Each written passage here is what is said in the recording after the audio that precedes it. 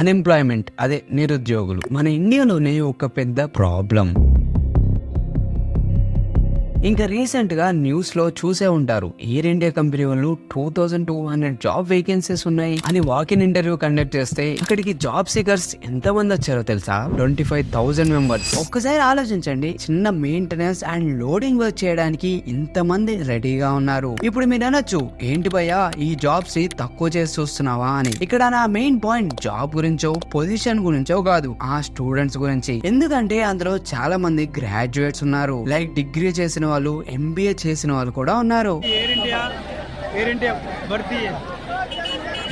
Then what is the real value of MBA certificate? ఆ value నాకైతే తెలియట్లేదు, కానీ మీకు తెలిస్తే కింద కమెంట్ చేయండి. సరే, ఇదంతా చూస్తుంటే జాబ్ క్రైసిస్ అనేది పెరుగుతుంది అన్న విషయం మనకు అర్థమవుతుంది. దీన్ని కొంచెం డీటెయిల్ గా అర్థం చేసుకోవడానికి కొన్ని స్టాట్స్ చూద్దాం. యావరేజ్ గా గ్రాడ్యుయేట్ అయిన వాళ్ళలో 30% మెంబర్స్ కి జాబ్స్ దొరకట్లేదు. అండ్ జస్ట్ మే మంత్ లో చూస్తే 7% అన్ఎంప్లాయ్మెంట్ ఉండేది. అదే జూన్ కి వచ్చేసరికి 9.2% కి పెరిగింది. ఇప్పుడు కొంతమంది వచ్చి దీనికి మెయిన్ రీజన్ మన ఎడ్యుకేషన్ సిస్టమే అంటారు. సరే, ఇది కూడా కొంతవరకు నిజమే. దీని గురించి డీటెయిల్ గా తెలుసుకోవాలంటే ఈ ఐ బటన్ లో వస్తున్న వీడియోని క్లిక్ చేసి చూడండి, మీకే అర్థం అయిపోతుంది. But coming to this video, ఇంకొంతమంది ఎడ్యుకేషన్ ని స్కామ్ అంటున్నారు. అంటే మన యూత్ కి ఏదైనా చదవటము, స్కిల్స్ నేర్చుకుంటే ఏమవుతుంది, అసలు మార్కెట్ లో జాబ్స్ లేవు కదా అనుకుంటున్నారు. What is going on with the job market right now? Like, I've been looking for a new job and there's just like nothing. And I can't get a job. How many jobs I apply to, getting a job feels impossible. అసలు present generation వాళ్ళు వాళ్ళ parents తో కన్నా ఎక్కువసేపు వాళ్ళ phone తోనే time spend చేస్తారు. And అందులో చాలా మంది ఇంటర్నెట్ లోనే స్పెండ్ చేస్తారు. అండ్ దీని వల్ల వాళ్ళ అకాడమిక్ అండ్ స్కిల్స్ రిలేటెడ్ వాటి మీద వాళ్ళ ఫోకస్ అనేది చాలా తగ్గిపోతుంది. అలాగే ఇంటర్నెట్ విషయానికి వస్తే ఎక్కువగా సోషల్ మీడియాలో టైం స్పెండ్ చేస్తారు. అండ్ ఆ సోషల్ మీడియాలో ఎవరిని ఫాలో చేస్తారు? ఇలాంటి డంబ్ ఇన్ఫ్లుయెన్సర్స్ ని. వాళ్ళకి తల ఉండదు, తోక ఉండదు, ఏవి పడితే అవి ఫేక్ బెట్టింగ్ యాప్స్ ని ప్రమోట్ చేస్తూ ఉంటారు. అండ్ ఇలాంటి ఇన్ఫ్లుయెన్సర్స్ కి మీరు జస్ట్ నెంబర్స్ మాత్రమే అని మనం డెల్యూషనల్ యూత్ ఇప్పుడు అర్థం చేసుకుంటారు. ఇప్పుడు కొంతమంది ఫ్యాన్స్ అసోసియేషన్ వచ్చి, సరే భయ్య, నాదో క్వశ్చన్, ఇలానే చేస్తూ 10-15 ఇయర్స్ వేస్ట్ అయిన తర్వాత ఏం చేస్తావు? ఏదో డబ్బా కొట్టు దగ్గర నుంచి సిగరెట్ చేతిలో పట్టుకుని ఈ దేశాన్ని తిట్టుకుంటూ ఉంటావు. కాలేజ్ లో ఉన్నప్పుడు పేరెంట్స్ దగ్గర నుంచి డబ్బులు తీసుకుంటారు, లగ్జరీగా గర్ల్ ఫ్రెండ్స్ తో తిరుగుతారు. కానీ ఇది ఎంతవరకు 3 ఇయర్స్ 5 ఇయర్స్ ఏదో టైంలో రియాలిటీ హిట్ అవుతుంది. అండ్ అప్పుడు అర్థమవుతుంది, మీ girlfriend or boyfriend మిమ్మల్ని వదిలి వెళ్ళిపోతారు, కాలేజ్ అయిపోతుంది, అండ్ మీరు ఎయిమ్లెస్ అండ్ ఎటు వెళ్ళాలో కూడా తెలియకుండా ఉండిపోతారు. ఇందాకే ఈ వీడియో చేసే ముందు ఒక ఇంటర్వ్యూ చూసా. అందులో ఇంటర్వ్యూయర్ ఎంబీఏ స్టూడెంట్ ని ఎంబీఏ ఫుల్ ఫామ్ ఏంటి అని అడిగితే అతను అది కూడా చెప్పలేకపోయాడు. एमबीए का फुल फॉर्म क्या होता है? एमबीए का फुल फॉर्म क्या होता है? मैनेजमेंट बिजनेस एंड गवर्नमेंट होता है। जी जी इसमें हो जाए बिजनेस करने के लिए हम वो करेंगे। ఏముంది, ఎంబీఏ ఫేమస్ కదా అందుకే చేసాం అని కాదు కదా. ఎందుకంటే ఇది real life, social media trend కాదు, అది ట్రెండ్ అవుతుందని అది చేసేయడానికి. అండ్ ఎంబీఏలో 4 to 5 lakhs పైన ఖర్చు పెడతారు, కానీ అతనికి ఎంబీఏ ఫుల్ ఫామ్ కూడా తెలియదు. ఏదో జనాలు ఎంబీఏ చేస్తే జాబ్ వస్తుంది అని అంటే చేశారా? ఇంకేమన్నా అంటే మార్కెట్ లో జాబ్స్ లేవు అంటారు, కానీ మార్కెట్ లో జాబ్స్ ఉన్నాయి. కానీ డిఫరెన్స్ ఎక్కడ వస్తుందో చెప్పనా? ఈ చదువు అయిపోతేనో గ్రాడ్యుయేట్ అయిపోతేనో మీ లైఫ్ చేంజ్ అవ్వదు. ఇంకొన్ని స్టాట్స్ చూస్తూ ఉంటే 38% ఐఐటియన్స్ అన్ఎంప్లాయిడ్ గా ఉన్నారు. సో ఇప్పటి వరకు అయితే మీరు మీ స్కిల్స్ మీద వర్క్ చేయరో అప్పటి వరకు మీ లైఫ్ లో ఎటువంటి చేంజ్ రాదు. Skilled and unskilled work force లో చాలా డిఫరెన్స్ ఉంటుంది. సో మార్కెట్ లో చాలా జాబ్స్ ఉన్నాయి, కానీ ఆ పొజిషన్ ని ఫిల్ చేయడానికి స్కిల్డ్ పర్సన్స్ లేరు. ఒక్కసారి మీరే ఆలోచించండి, స్కిల్స్ లేని పర్సన్ ని ఆ కంపెనీ హైర్ చేసుకుని శాలరీ రూపంలో ఎందుకు మనీ ఖర్చు పెట్టాలనుకుంటుంది? నిజమే కదా.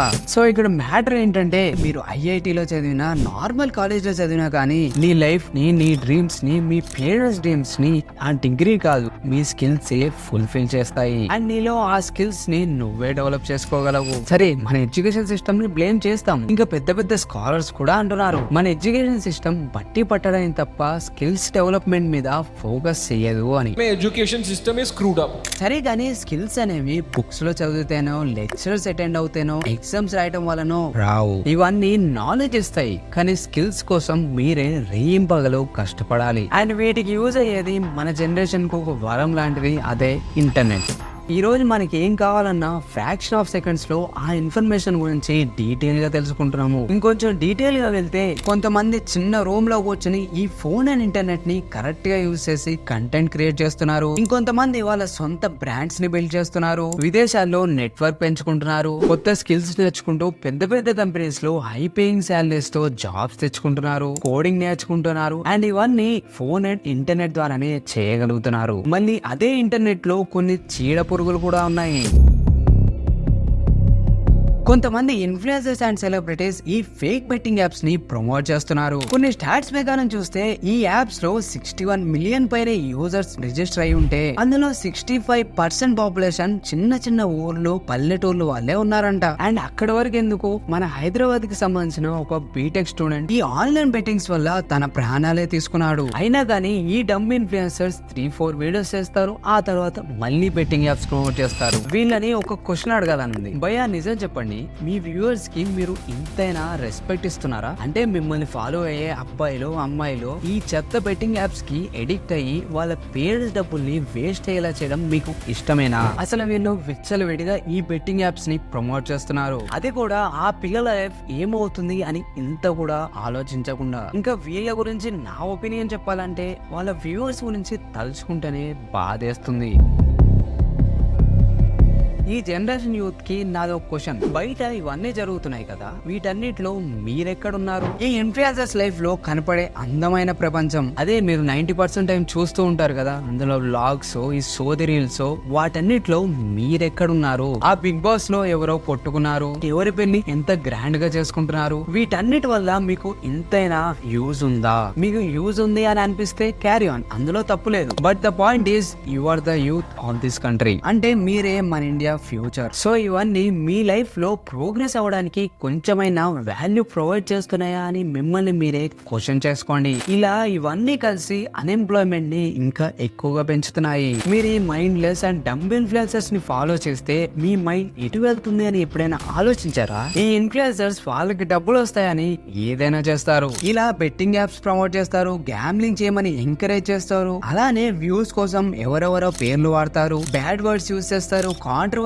క్రియేట్ చేస్తారు. కానీ ఇవేమి మీ లైఫ్ లో ఇంత కూడా వాల్యూ యాడ్ చేయవు. సో దీని బదులు మీ టైం ని రైట్ సెట్ ఆఫ్ స్కిల్స్ మీద ఇన్వెస్ట్ చేసి వాటిని డెవలప్ చేసుకోండి. అండ్ లాస్ట్ గా ఫైనల్ గా మళ్ళీ చెప్తున్నా, బయట మార్కెట్ లో జాబ్స్ ఉన్నాయి, కానీ అవి ఫుల్ఫిల్ చేయడానికి స్కిల్డ్ పర్సన్సే లేరు. మరి దీని మీద మీ అభిప్రాయం ఏంటో కింద కమెంట్ చేసి, అలానే మన తేజ ఛానల్ ని సబ్స్క్రైబ్ చేసి ఆ బెల్ ఐకాన్ ని ట్యాప్ చేయండి.